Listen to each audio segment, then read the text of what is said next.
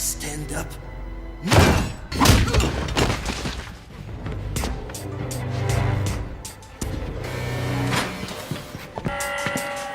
Boyka, huh? Now what kind of bitch-ass name is that? You're a great champion, I know. But in here, I am the champion. And you are just my bitch. Keep going!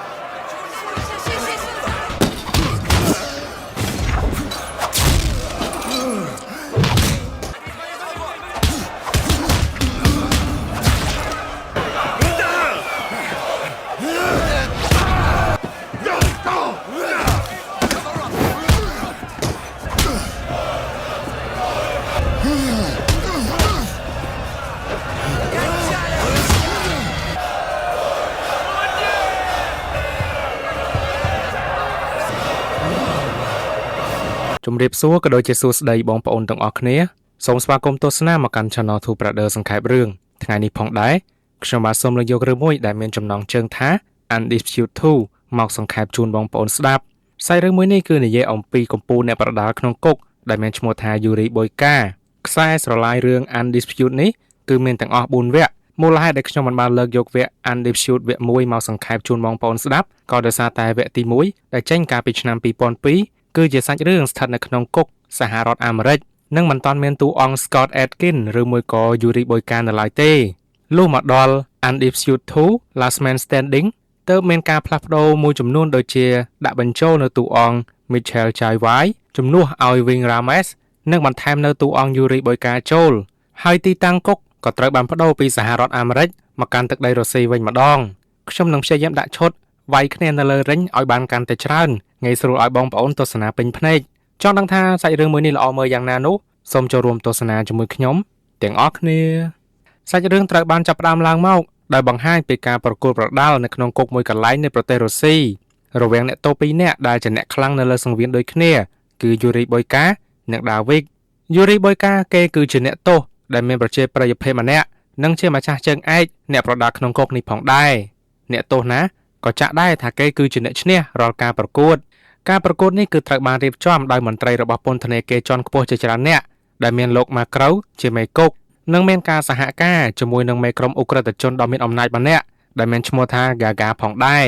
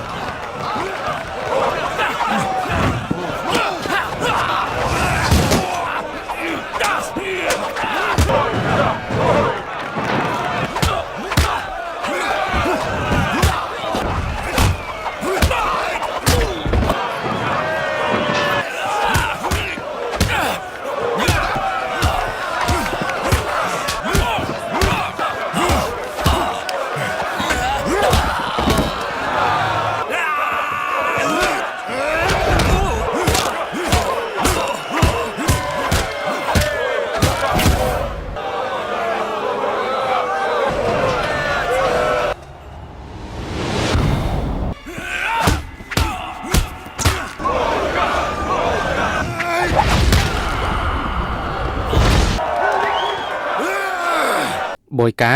ក៏ទទួលបានជ័យជំនះនិងការពេលតំណែងជើងឯកអ្នកប្រដាល់ក្នុងគុករបស់គេបានសម្រេចបន្ទាប់មកសាច់រឿងក៏បានកាត់មកបង្ហាញនៅអ្នកប្រដាល់នៅខាងក្រៅគុកវិញម្ដងដែលមានឈ្មោះថា George Chamber ជាមួយនឹង manager របស់គេដែលមានឈ្មោះថា Phil មកកាន់ទឹកដីនៃប្រទេសរុស្ស៊ីដើម្បីចូលរួមនៅក្នុងកម្មវិធីប្រកួតប្រដាល់មួយ George ជាកីឡាករដ៏ល្បីមួយរូបផងដែរអញ្ចឹងហើយគេក៏អាចប្រើប្រាស់ភាពល្បីល្បាញរបស់គេទៅថត spot ពាណិជ្ជកម្មដើម្បីបន្ថែមប្រាក់ចំណូលអីអញ្ចឹងទៅបន្ទាប់ពីថតប្រម៉ូទផលិតផលឲ្យគេរួចហើយ George ក៏បានត្រឡប់មកកាន់អូតែលវិញប៉ុន្តែស្រាប់តែពេលដែលគេចូលបន្ទប់ក៏មានអ ுக ្រិតជន2រូបបានធ្វើការវាយឲ្យគេសន្លប់បាត់បង់ស្មារតីនៅពេលដែល George ដឹងខ្លួនឡើងមកវិញស្រាប់តែប៉ូលីសបានមកចាប់គេដល់បន្ទប់ហើយក៏បានរកឃើញមានគ្រឿងញៀននៅក្នុងព្រះគម្ពីររបស់គេថែមទៀតផងអញ្ចឹងហើយ George ក៏ត្រូវបានប៉ូលីសចាប់ខ្លួននិងបញ្ជូនមកកាន់ពន្ធនាគារដែល Boyka កំពុងតែស្ថិតនៅពេលដែល George ទៅដល់ភ្លាម Boyka ក៏បានចេញមកឈរសម្លក់សម្លឹងជាការស្វាគមន៍ទៅកាន់អ្នកប្រដាល់ចំណូលថ្មីភ្លាមមេគុកម៉ាក្រូក៏បានធ្វើការនិយាយស្វាគមន៍មកកាន់ George និងបង្ហាញនូវការគោរពរបស់គាត់ចំពោះអ្នកប្រដាល់ព្រមទាំងបានប្រាប់ George ផងដែរថានៅក្នុងគុកនេះ ក៏មានសង្វៀនសម្រាប់ឲ្យគេឡើងវាយបានដែរប៉ុន្តែ George ក៏បានបង្ហាញនៅការមិនខ្វល់ពីពាក្យសម្ដីរបស់លោក Macro ប៉ុន្មាននោះទេហើយគេជឿជាក់ថាគេនៅក្នុងគុកនេះត្រឹមតែរយៈពេលខ្លីតែប៉ុណ្ណោះគេនឹងមានសេរីភាពឡើងវិញហើយនៅពេលមុជទឹក George គឺមិនព្រមមុជនោះទេដោយសារតែទឹកត្រជាក់ពេកហើយបើទោះបីជាគេអាចវាយការពារខ្លួនជាមួយនឹងក្រុមឆ្មាំគុកយ៉ាងណាក៏ដោយចុងក្រោយគេក៏ត្រូវតែបន្ទន់កិរិយាហើយធ្វើតាមបទបញ្ជាឆ្មាំគុកដដែលនៅកំឡុងពេលដែល George ដើរទៅបន្ទប់របស់គេស្រាប់តែមានអ្នកទោសម្នាក់បានជះទឹកនោមដាក់ George និងបានប្រាប់គេថានេះគឺជាកាដូដែលផ្ញើពីប៊ុយកា George ក៏មានកំហឹងជាខ្លាំងនិងព្យាយាមចាប់ទេអ្នកទោសម្នាក់នោះប៉ុន្តែក៏ត្រូវបានក្រុមឆ្មាំគុកចាប់ឃាត់គេជាប់ George ក៏ត្រូវនៅក្នុងបន្ទប់ជាមួយនឹងអ្នកទោសជនជាតិអង់គ្លេសម្នាក់ដែលមានឈ្មោះថា Steven ព្រឹកថ្ងៃបន្ទាប់ Steven ក៏បានដាស់តឿន George ថាឲ្យគេនឹងគួរតែគោរពនៅបទបញ្ជានៅក្នុងគុកនេះឲ្យបានល្អទៅប៉ុន្តែ George ក៏នៅតែបដិសេធមិនព្រមគោរពតាមដោយគេនៅតែជឿជាក់ថាគេនៅទីនេះមិនយូរប៉ុន្មាននោះទេនៅកំឡុងពេលញ៉ាំអាហារថ្ងៃត្រង់វត្តមានរបស់ George ក៏បានធ្វើឲ្យអ្នកទោសគ្រប់គ្នាបង្វែរក្រសែភ្នែកមកកាន់គេគ្រប់គ្នាប៉ុន្តែ George គឺព្យាយាមធ្វើដូចជាធម្មតានៅពេលដែលប៊ុយកានិងគ្នារបស់គេដើរចូលមកកន្លែងរោងបាយអ្នកទោសគ្រប់គ្នាក៏ក្រោកឈរបង្ហាញនូវការគោរពលើកលែងតែ George ម្នាក់តែប៉ុណ្ណោះដែលបន្តហូបបាយជាធម្មតាកូនចៅរបស់ប៊ុយកាក៏ចង់បង្ករឿងជាមួយ George ប៉ុន្តែក៏ត្រូវស៊ីមួយដៃរបស់ George វិញប៊ុយកាឃើញបែបនេះក៏ស្ទុះហក់ចូលទៅកាន់ George តែម្ដងប៉ុន្តែពេលនឹងឆ្មាំគុកក៏បានចូលមកចាប់បំបាយពួកគេវិញបន្ទាប់មកលោក Phil ក៏បានមកមើល George ហើយប្រាប់គេថាស្ថានទូតសហរដ្ឋអាមេរិកគឺកំពុងតែធ្វើការដោះស្រាយទៅលើរឿងក្តីរបស់គេហើយប៉ុន្តែយ៉ាងហោចណាស់ក៏ត្រូវការពេល1ខែដែរពេលលើបែបនេះ George ក៏បានស្នើសុំជួបមេធាវីណាដែលល្បីនឹងពូកែម្នាក់របស់សហរដ្ឋអាមេរិកលោក Phil ក៏បានតបថាគាត់នឹងប្រឹងប្រែងជួយគេឲ្យអស់ពីសមត្ថភាពបន្ទាប់មកយើងក៏បានឃើញ Gaga ក៏បានមកធ្វើការសោកប៉ាន់ទៅកាន់លោក Macro ដើម្បីឲ្យគាត់រៀបចំការប្រកួតរវាងប៊ុយកាជាមួយនឹង George ឲ្យបានកាន់តែឆាប់ទៅហើយតាមពិត Gaga នេះហើយដែលជាអ្នកប្រើកូនចៅរបស់គេយកគ្រឿងញៀនទៅដាក់ក្នុងបន្ទប់របស់ George ដើម្បីឲ្យគេត្រូវបានជាប់គុកនិងក្លាយជាគូប្រកួតដ៏គួរឲ្យខ្លាចរបស់ប៊ុយកាឈុតបន្ទាប់យើងក៏បានឃើញ Steven ត្រូវបានកូនចៅរបស់ប៊ុយកាចាប់វេធ្វើបាបប៉ុន្តែពេលនោះ George ក៏បានចូលមកនិងបានធ្វើការវេកបកទៅកាន់កូនចៅរបស់ប៊ុយកាដើម្បីការពារ Steven វិញផងដែរ Steven ក៏បានប្រាប់ George ផងដែរថាច្បាប់នៅក្នុងគុកនេះគឺត្រូវបានគ្រប់គ្រងនិងចាត់ចែងពីសំណាក់បរិសម្នាក់ដែលមានឈ្មោះថា Gaga ដែលជាមេខ្លោងអ ுக ្រិតជនដ៏មានអំណាចម្នាក់ពេលបានលើបែបនេះហើយ George ក៏បាននិយាយថាចាំគេនឹងជំរះបញ្ជីរឿងបុគ្គលផ្ទាល់ខ្លួនមុនសិន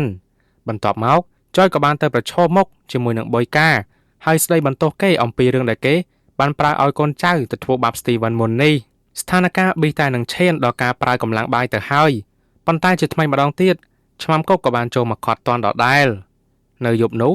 George ក៏បានអង្គុយមើលប៊ុយកាដែលកំពុងតែឡើងវាយជាមួយគូប្រកួតថ្មីម្នាក់ទៀត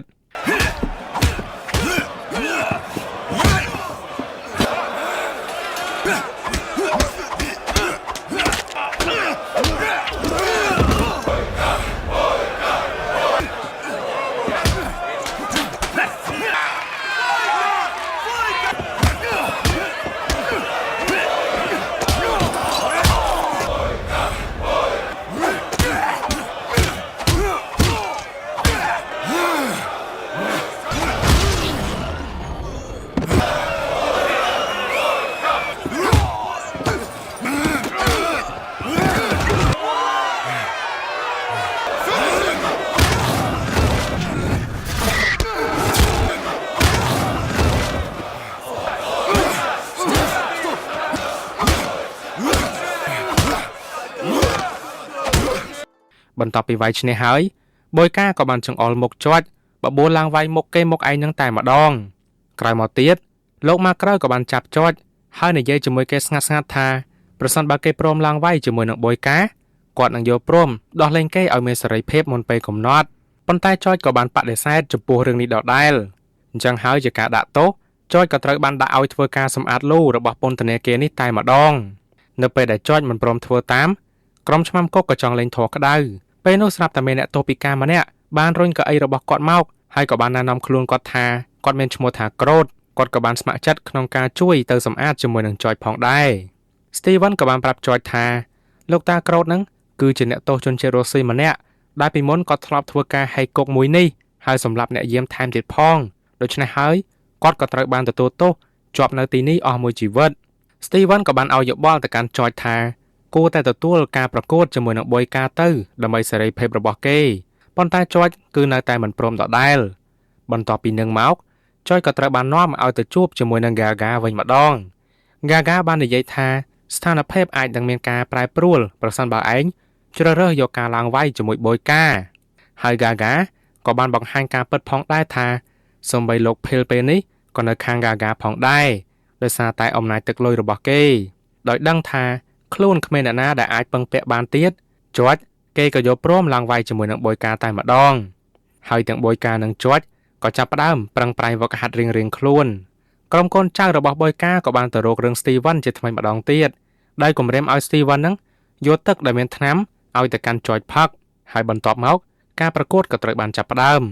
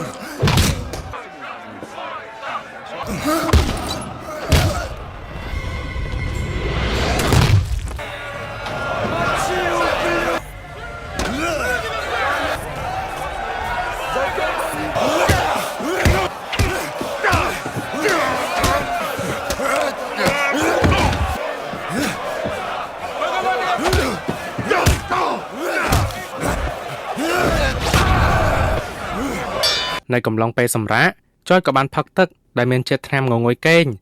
ដែលបណ្ដាលឲ្យគេចាប់ផ្ដើមធីងថងនិងទន់ដៃទន់ជើងអញ្ចឹងហើយ Boyka ក៏បានធ្វើការលោតរវែមួយជើងដែលបណ្ដាលឲ្យ George ត្រូវបានដួលសន្លប់និងចាញ់ក្នុងការប្រកួតមួយនេះទៅបន្ទាប់ពីដឹងខ្លួនឡើងមកវិញលោកតាក្រោតក៏បានមកប្រាប់ George ផងដែរថាគេគឺត្រូវថ្នាំសណ្ដំដែល Steven បានឲ្យទៅកាន់គេផឹកអញ្ចឹងហើយ George ក៏ប្រញាប់ដើរមកបន្ទប់ដើម្បីសួរនាំ Steven ឲ្យដឹងរឿងហើយមានអីSteven គឺបានចងកសម្រាប់ខ្លួនបាត់ទៅហើយដោយបានបន្សល់ត្រឹមតែពាក្យសុំទោសទៅកាន់ George តែប៉ុណ្ណោះ George ក៏បានទៅស្ដីឲ្យ Boyka ដែលលេងខូចគេបែបនេះប៉ុន្តែ Boyka ក៏បានបដិសេធថាគេពិតជាមិនបានធ្វើនៅរឿងទាំងអស់នេះនោះទេនៅពេលដែលលោកម៉ាក្រូប្រាប់ឲ្យ George ទៅបន្ទប់របស់គេវិញ George ក៏បានធ្វើការម៉ាត់គាត់មួយដៃដើម្បីបញ្ចេញកំហឹងហើយចុងក្រោយគេក៏ត្រូវទៅរនកម្មវិញពីសំណាក់ក្រុមឆ្មាំគុកយ៉ាងទក់សាច់ផងដែរបន្ទាប់ពីបានដឹងថាកូនចៅរបស់ខ្លួនគឺជាអ្នកធ្វើនៅរឿងរ៉ាវទាំងអស់នេះហើយ Boyka ក៏បានធ្វើការសម្លាប់កូនចៅរបស់គេ2នាក់ចោលតែម្ដងដែលធ្វើឲ្យគេរងការអាម៉ាស់បែបនេះនៅខាងលោក Phil វិញ Gaga ក៏បានឲ្យលុយទៅកាន់គាត់ក្នុងចំនួនមួយយ៉ាងច្រើននិងបានប្រាប់គាត់ឲ្យហោះហើរទៅកាន់សហរដ្ឋអាមេរិកវិញហើយបំភ្លេចGeorgeចោលទៅប៉ុន្តែវាសនារបស់គាត់ក៏ត្រូវបានស្លាប់ក្រោមស្នាដៃរបស់កូនចៅស្រីម្នាក់របស់ Gaga ដដែលការប្រកួតរវាង George និង Boyka ជាលើកទី2ក៏ត្រូវបានចាប់ផ្ដើមឡើងជាថ្មីម្ដងទៀត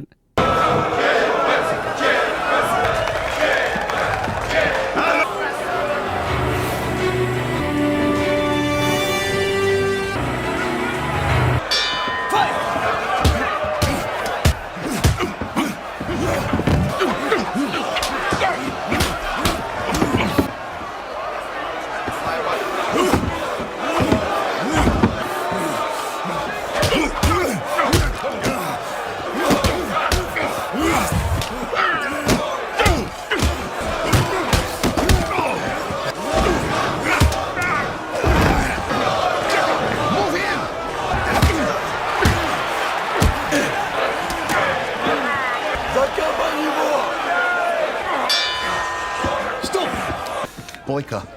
make him wait. It's for first round, George. But why you don't use more new technique? Remember, take his leg. Fight!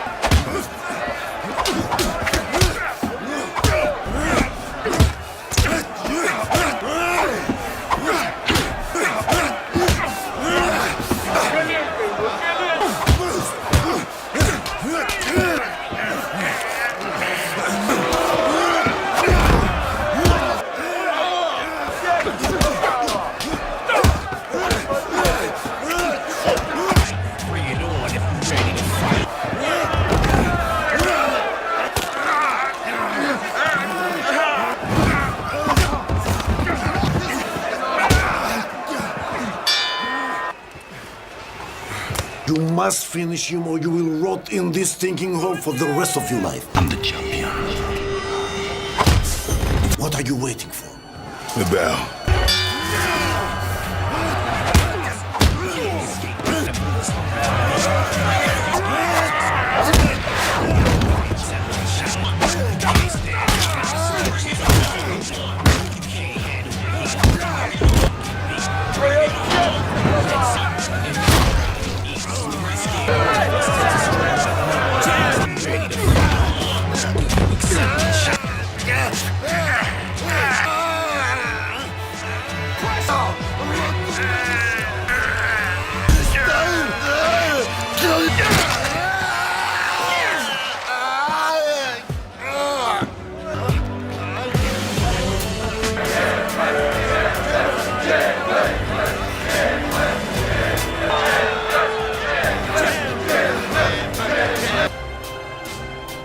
វគ្គ 2 នេះក៏ត្រូវបានបញ្ចប់ដោយចុចទទួលបានជ័យជំនះហើយបូយកាគឺត្រូវបាក់ជើងស្ដាំរបស់គេកន្លែងហ្នឹងមើលម្ដងណាក៏នៅតែស្រាវដែរ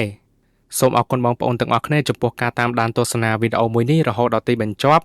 យើងនឹងជួបគ្នានៅវគ្គបន្តទៀតបាយបាយ